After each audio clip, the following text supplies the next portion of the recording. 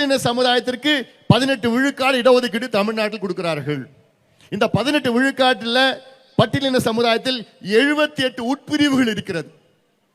3 பிரிவுகள், அதில் 3 பிரிவுகளில் 78 உட்பிரிவுகள் இருக்கிறது.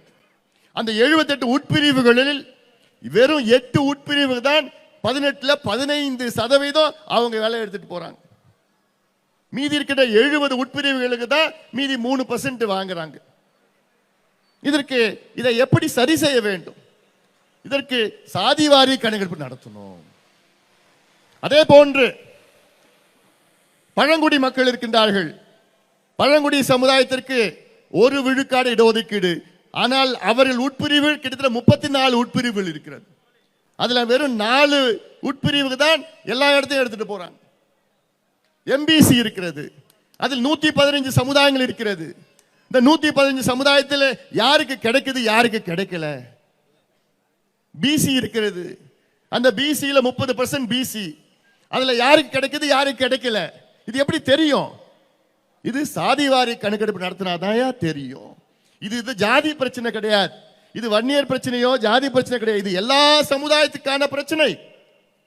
இஸ்லாமியர் உட்பட, கிறிஸ்துவர்கள் உட்பட எல்லா சமுதாயத்துக்கான பிரச்சனை. ஒரு உதாரணம் நான் சொல்றேன். சலவை தொழிலாளர்கள் இருக்கிறார்கள், இல்ல முடி திருத்துகின்ற சமுதாயம் இருக்கிறார்கள், இல்ல மலைக்குறவர் சமுதாயம் இருக்கிறார்கள். இதெல்லாம் ரொம்ப ரொம்ப மோச நிலையில் இருக்கின்ற சமுதாயங்கள்.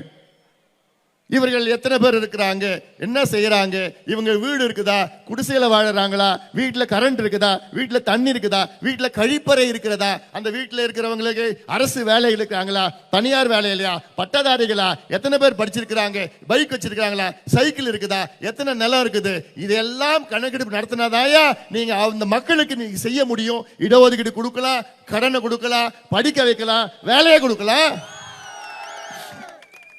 இந்த கணக்கு தெரியாம நீங்க என்னையா செய்ய போறீங்க? என்ன நிர்வாகம் செய்யறீங்க? இதைத்தான் நான் கேட்டுட்டு இருக்கிறேன்.